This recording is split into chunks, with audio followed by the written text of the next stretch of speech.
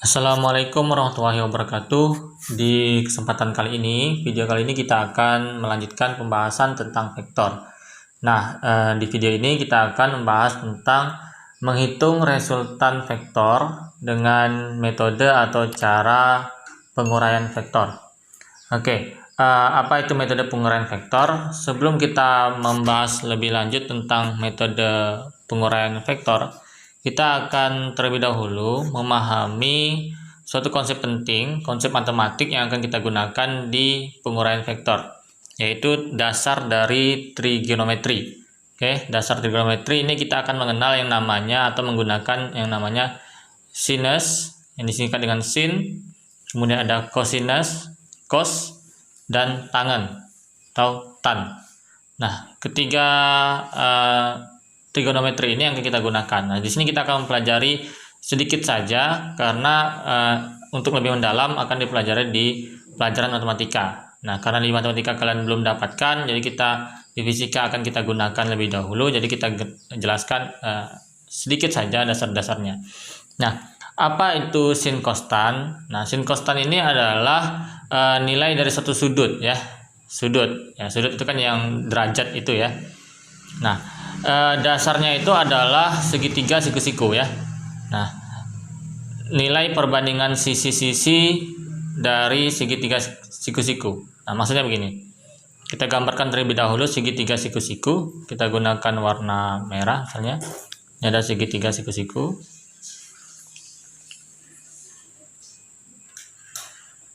Nah, kita gambarkan seperti ini. Kemudian kita ambil satu sudut, misalkan sudutnya adalah ya, kita pakai sudut yang ini. Ini sudut alfa misalnya ya.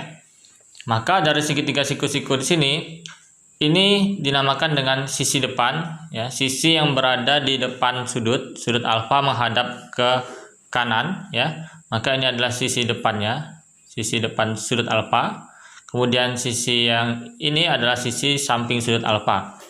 Nah, samping. Sedangkan sisi terpanjang hipotenusanya ya kita sebut dengan sisi miring ya. Nah, jadi nilai sin cos tan suatu sudut itu adalah nilai perbandingan sisi-sisi pada segitiga siku-siku.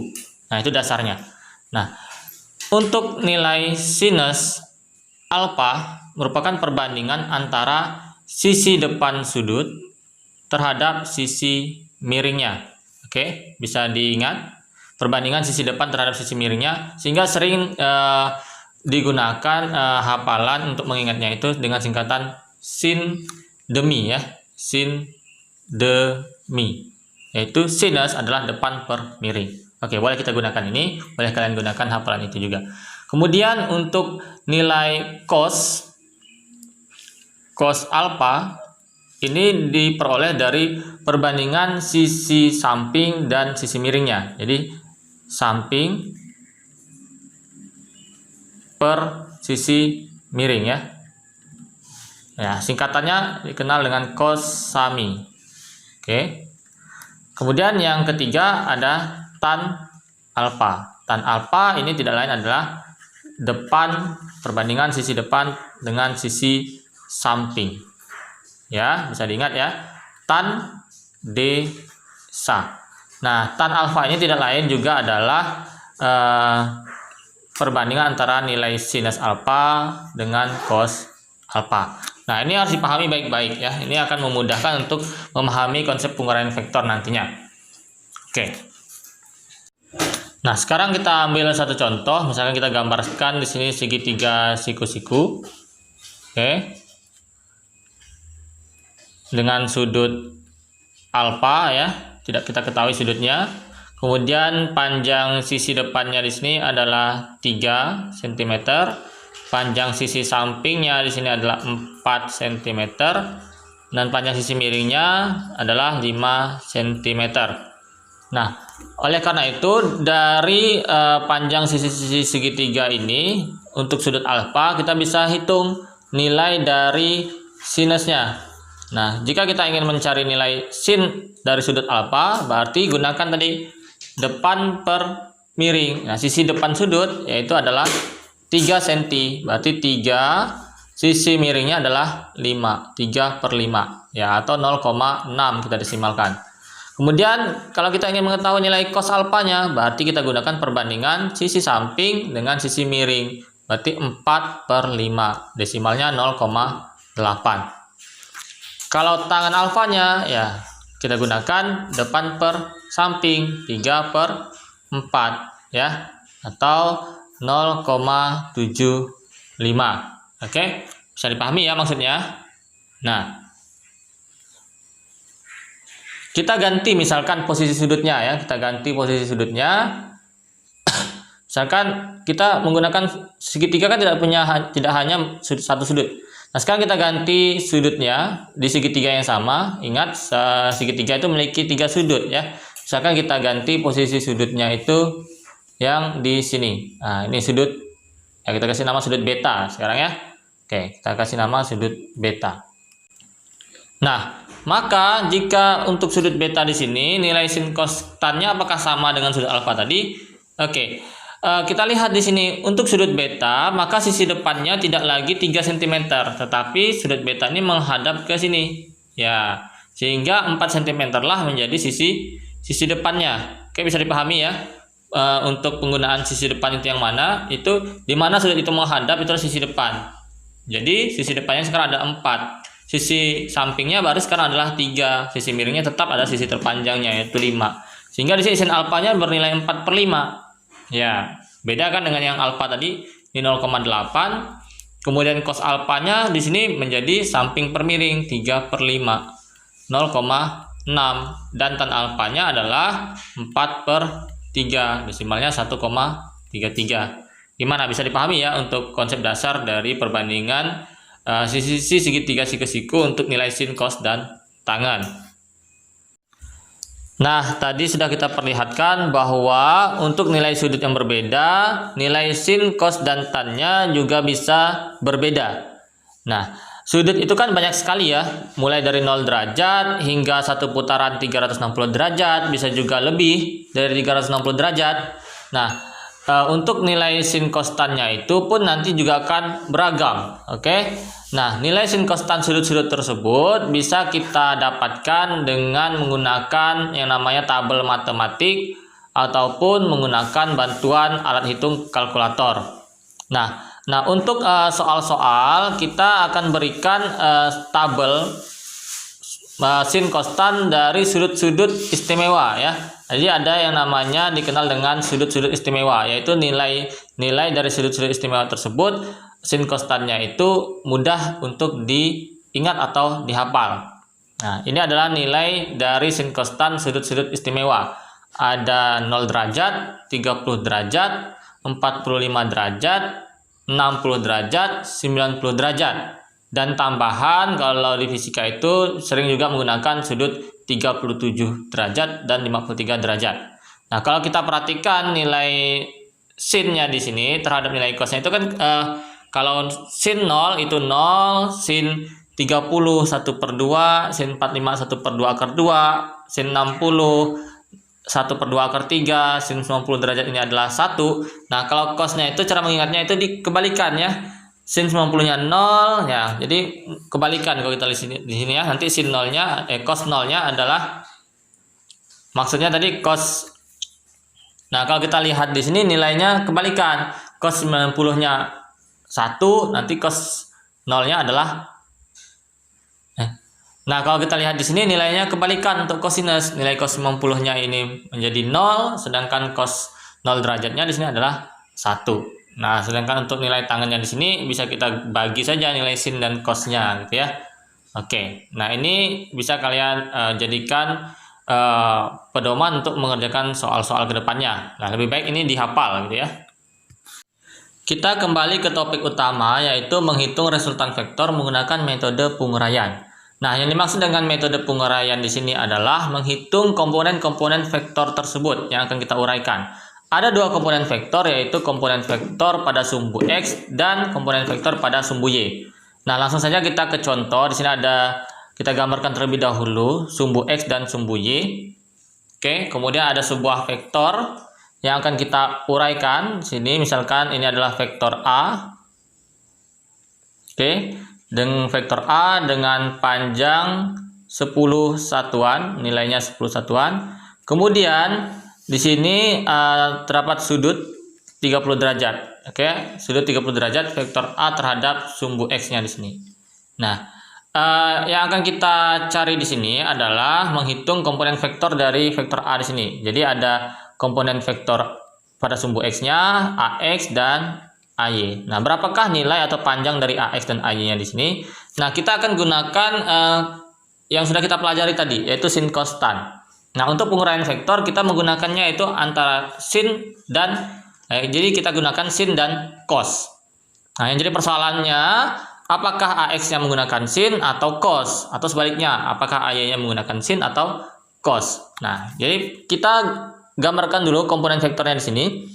Kalau kita gambarkan di sini berarti ini adalah AX-nya, ini AX, kemudian ini adalah AY ya. Nah, sesuai dengan sumbunya, ini sumbu X, ini adalah sumbu Y yang vertikal. Nah, atau kita gambarkan di luar supaya lebih jelas di sini, ini adalah vektor A-nya. Kalau kita lihat ini akan membentuk segitiga siku-siku persis dengan konsep dasar sin cos tan tadi ya.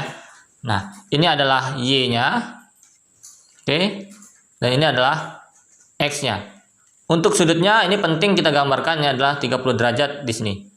Nah, ingat tadi kita mengenal namanya sisi depan, sisi samping dan sisi miring. Nah, 10 satuan A di sini adalah sisi miringnya. Nah, ingat tadi kita menggunakan sin ataupun cos di sini. Nah, apabila kita menghitung sin dari 30 derajat di sini, sin tadi adalah depan per miring. Perhatikan, sisi depan dari 30 derajat di sini apakah sisi Y atau sisi X? Nah, lihat nih. Nah, sudut 30 derajat menghadap sisi AY. Jadi AY ini adalah sisi depannya. Sehingga sin 30 tidak lain adalah depan per miringnya 10. Sehingga AY dapat kita hitung sebagai 10 sin 30 derajat. Oke, sedangkan apabila kita menghitung cos, maka cos theta atau cos 30 derajat di sini maksudnya berarti adalah perbandingan sisi sampingnya ini sebagai AX per 10. Sehingga panjang AX atau nilai AX tidak lain adalah 10 cos 30 derajat. Nah, jadi hematnya begini, kita cukup memahami atau mengetahui dari AY ataupun AX yang mana menjadi sisi depan dari sudut yang diketahui ya. Nah, yang menjadi sisi depan berarti sesuai definisi depan itu digunakan untuk sinus. Sehingga bisa langsung kita hitung-hitungan di sini. Berarti sisi depannya adalah AY ya, sisi depannya adalah AY. Jadi AY menggunakan sin, sedangkan AX menggunakan cos. Jadi AY di sini adalah 10 sin 30 derajat. Sin 30 nilainya adalah ya, lihat tabel tadi jika belum hafal ya, sin 30 nilai setengah, jadi 10 kali 1/2 tidak lain adalah nilainya 5. Sedangkan AX 10 cos 30 derajat berarti 10 cos 30 ini ada 1/2 akar 3. Lihat tabel ya kalau belum hafal, 5 akar 3. Nah, untuk vektor itu penting juga untuk arahnya ya, yang ditandai dengan plus minus. Nah, di sini gimana kita bisa tahu arahnya? Nah, kita perhatikan koordinat ya. Kita perhatikan sumbu XY-nya. Nah, sumbu XY itu kan bisa saja negatif maupun positif. Nah, kita kembalikan di sini. Ini X positif, maka di sebelah kiri adalah X negatif, yang bagian atas Y positif, bagian bawah adalah Y negatif. Nah, kalau kita perhatikan dari contohnya di sini, vektor A ini kan berada di daerah ya di sini ya, berarti dia berada di X positif kanan dan atas nih Y positif, sehingga nilainya dua-duanya akan positif. Kita tandai di sini berarti plus 5 akar 3 dan plus 5 satuan gitu ya. Oke, bisa dipahami di sini. Kita akan berikan contoh untuk yang lainnya ya, untuk yang berikutnya. Selanjutnya kita akan mengerjakan contoh soal menghitung resultan vektor menggunakan metode penguraian vektor. Nah, di sini terdapat gambar 3 buah vektor pada sumbu XY. Ada vektor F1, kemudian F2 dan F3. Nah, untuk menghitung resultan menggunakan metode penguraian vektor, nah langkah-langkahnya sebagai berikut. Kita uraikan satu persatu vektor. Nah, kita bisa memulai dari vektor mana saja. Nah, di sini kita akan mulai dari vektor F1. Nah, vektor F1 ini kita uraikan, cari komponen vektornya. Ingat, penguraian vektor itu akan menghasilkan dua komponen vektor, yaitu pada sumbu X dan sumbu Y. Nah, ini akan saya gambarkan kembali F1 di sini. Ini ada vektor F1. Kemudian sudutnya berada di sini ya. Nah, kemudian dasarnya itu kita akan mencari tahu yang mana komponen yang menggunakan sin atau yang komponen mana yang akan menggunakan cos. Caranya, ingat dasarnya adalah segitiga siku-siku.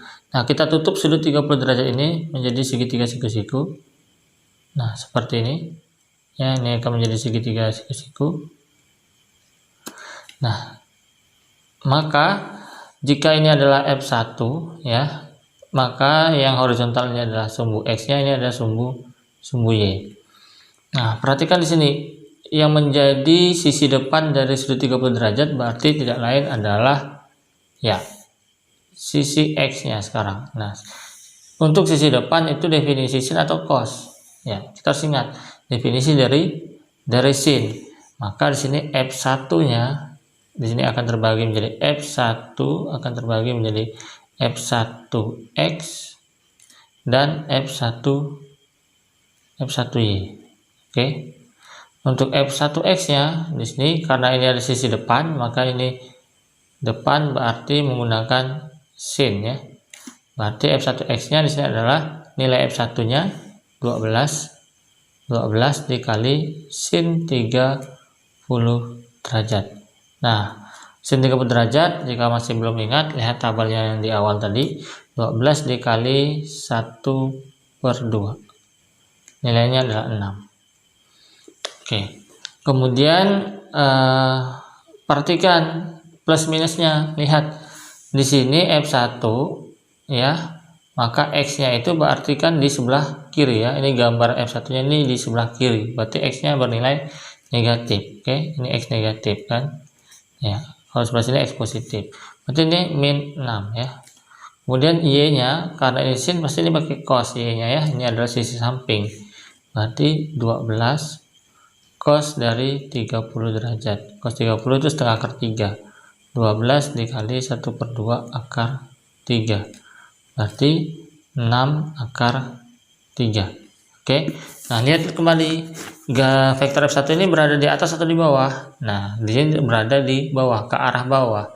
Nah, ke arah bawah itu Y-nya Y negatif. Berarti ini juga min ya. Min ya. Penting sekali untuk tanda plus minusnya.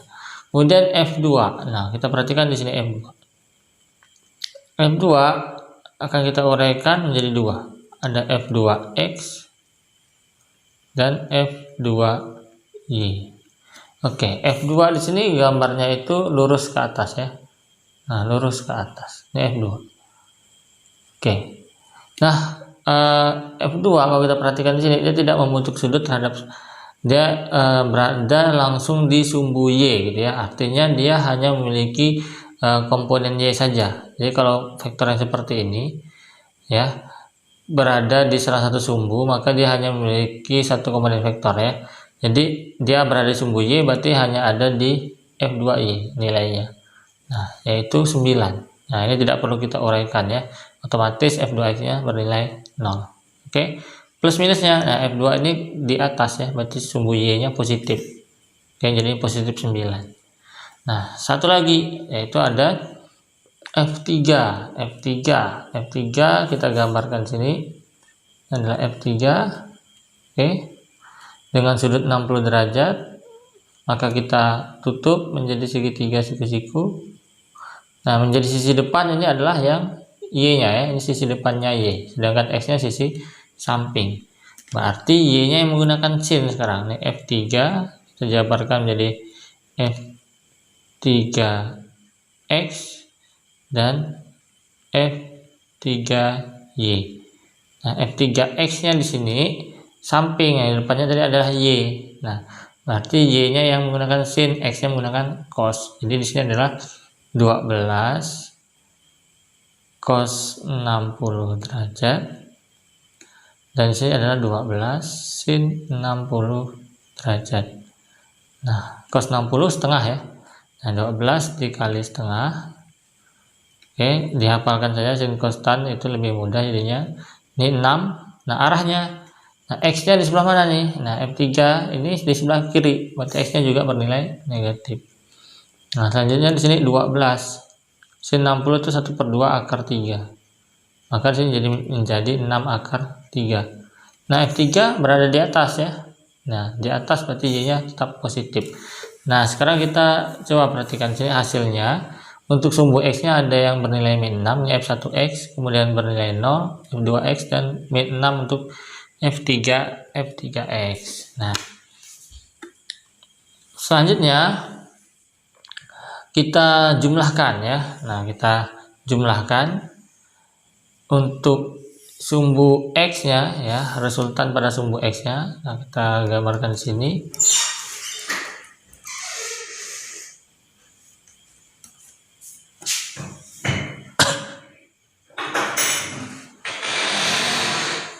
Saya gambarkan di sini untuk sumbu X-nya, sigma